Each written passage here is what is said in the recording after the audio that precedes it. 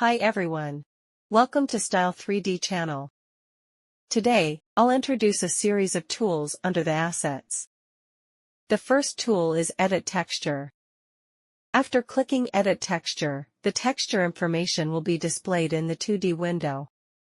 Select a clear texture from the resource library, double-click to add it, and then close the resource library. After selecting all pattern pieces, apply the texture to them. Once applied, you can see the effect in the 3D window. Continue using the Edit Texture tool, and the texture status will be clearly visible in the 2D window. After selecting all pattern pieces again, click to activate the operation axis in the top right corner. Zoom the window in and drag the axis lines in different directions to scale the fabric texture proportionally, vertically, horizontally, or diagonally. You can also rotate the fabric texture. You will see that the changes in both the 2D and 3D windows happen simultaneously.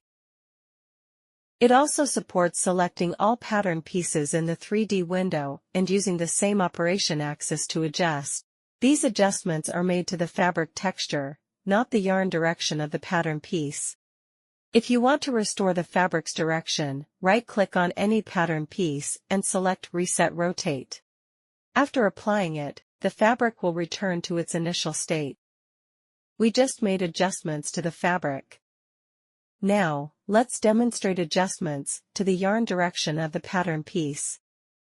Note that if you want to edit all pattern pieces at once, you need to use Ctrl+A to select all of them. If you frame select and click, only the last clicked pattern piece will be selected. For demonstration, we'll use this single pattern piece. Clicking on a pattern piece will show a blue adjustment axis and a gray fabric texture line. Click the blue axis to rotate the yarn direction of the pattern piece. After finishing, you will see that the fabric texture line direction also changes, and the yarn direction in the property editing window updates. In the 2D window, you can also rotate the texture direction, and the values will sync in real time. This direction is the warp direction, which may cause the pattern piece to behave differently in terms of physical properties than other pieces. So, unless there's a specific need, avoid changing the fabric yarn direction of the pattern piece. Right-click again and select Set Rotate 0 to reset the vertical yarn direction to the warp direction. For special angle requirements, we have preset some directions. Right-click and select Set Rotate 45 to quickly apply a diagonal direction. Right-click and select Set Rotate 90 to quickly apply the weft direction. If you want the fabric warp direction to be parallel to a specific edge of the pattern piece, you can right-click and choose Parallel to, then select the target edge. After completing this, the yarn direction of the pattern piece will be parallel to the selected edge. Similarly, if you want to reset it, click Set Rotate 0 to reset the yarn direction. Next, we can flip the fabric texture horizontally or vertically. This will flip the fabric texture along the horizontal or vertical axis, and the process is similar to the previous adjustments, so we won't demonstrate it here. This concludes the explanation of Edit Texture. The second tool is Marker. Clicking on Marker will take you to the layout interface. The central area corresponds to the fabric width. In the top left corner, you can switch between displaying fabric or all patterns. After displaying all pattern pieces, you can drag them into the layout area. Alternatively, you can directly click Start to automatically lay out the pattern pieces. Once the layout process is complete, it will stop automatically. If you feel that the layout effect meets your requirements during the process, you can click Stop Nesting at any time. Next, let's look at the settings. You can adjust parameters like yarn direction and other settings for the layout. Later, you can open the settings to check. The snapshot function allows you to export the layout result, and you can set it according to your needs. Next, click Edit Graphic. After clicking this, the object browser will automatically switch to the graphic area. There is a preset graphic. Double-click the preset graphic to automatically switch to the graphic tool, which helps us add graphics. You can click on the 2D or 3D windows to add graphics. After adding, switch to Edit Graphic. Click the graphic, and you can adjust its properties in the Property Editor. Click Edit Graphic Style to set the graphics technique, such as embroidery. By selecting embroidery in the artwork technology, the graphic will now apply the embroidery effect. You can further adjust the graphic technique parameters below. This concludes the explanation of graphic. Next is the Scene Tape tool. This tool allows you to add interfacing strips to the selected edges to prevent edge distortion. After using the tool, a 1 cm seam tape will be added to the selected edge. You can see the parameters in the Property Editor on the right.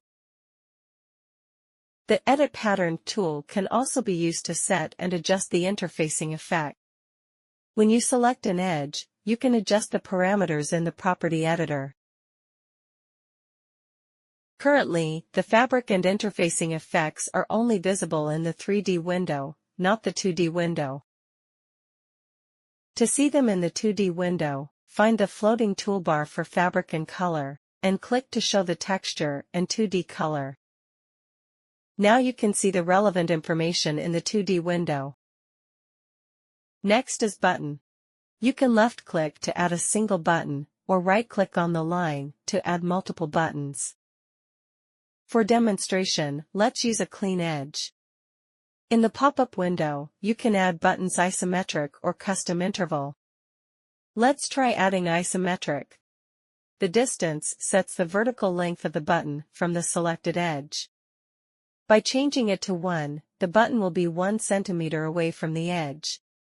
The distance to start sets the distance of the first button from the top edge, which can be adjusted as needed. The distance to end sets the distance of the last button from the bottom edge. The number of buttons determines how many buttons are distributed from start to end. For example, adjusting it from 2 to 5 will evenly distribute 5 buttons. Switching to custom interval also adjusts the distance from the edge and top of the pattern piece, but it adds a reverse option. Clicking reverse will reverse the distance from the top and bottom edges. The replicate interval defines the distance between the first and second buttons. For example, setting it to 10 will make the distance between 2 buttons 10. The number of buttons specifies how many buttons you want. After clicking OK, the buttons will be created.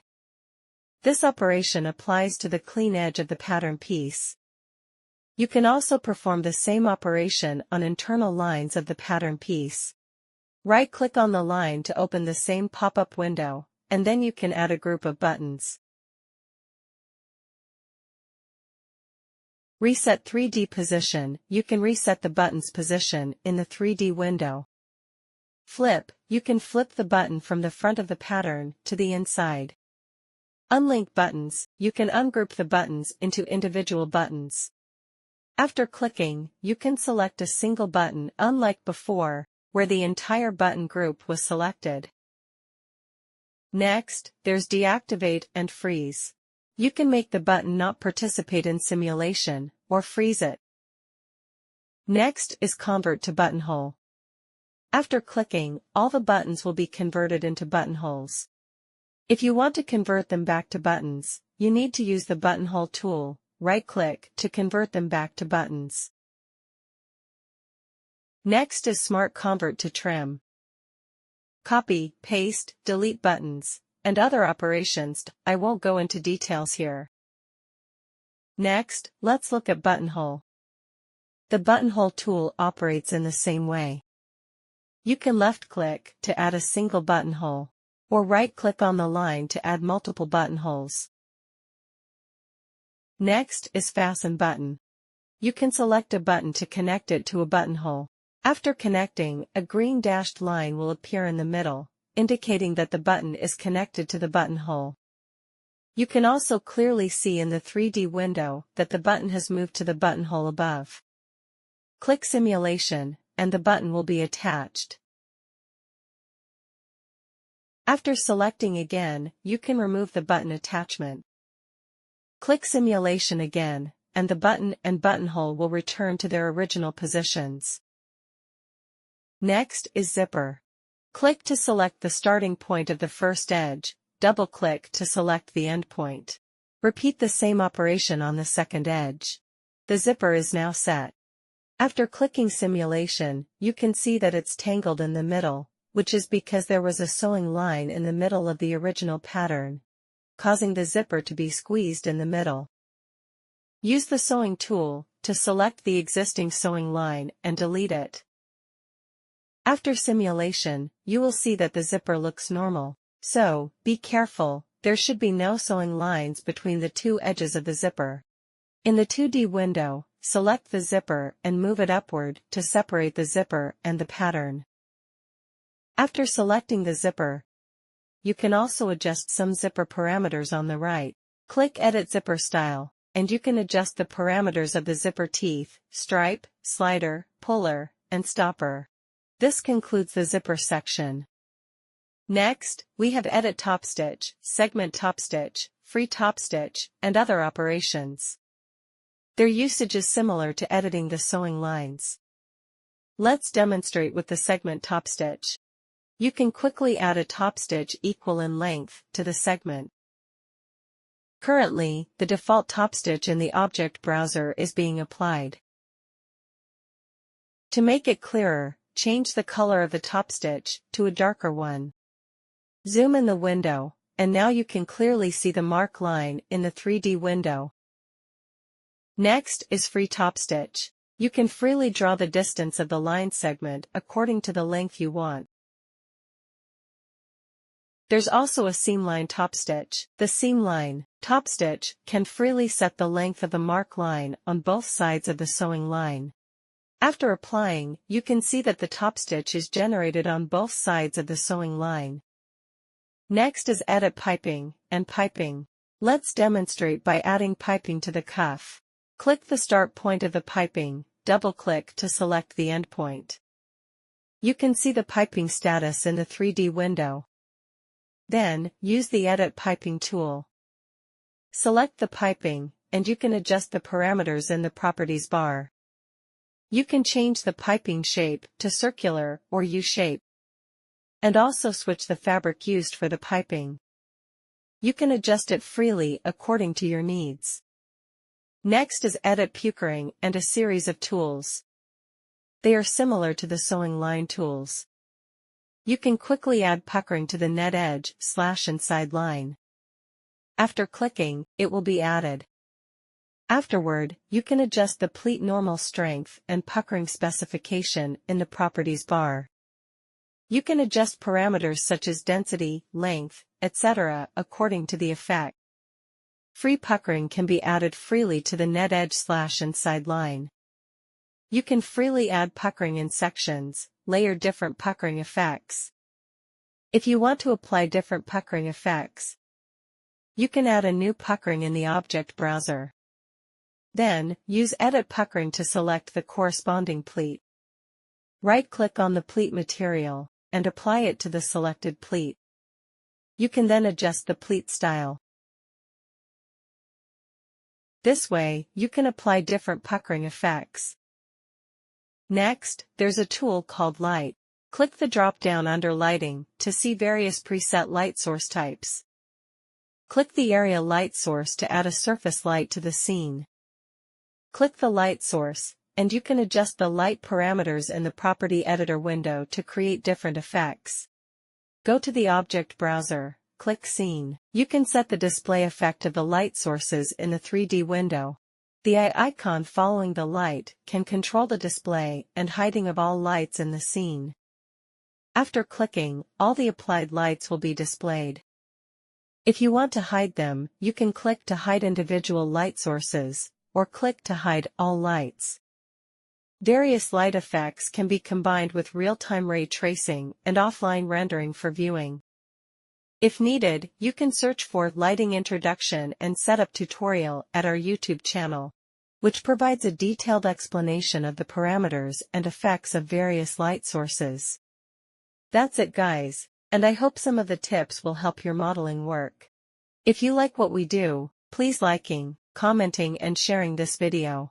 Thanks so much for watching, and I will see you in next video. Goodbye.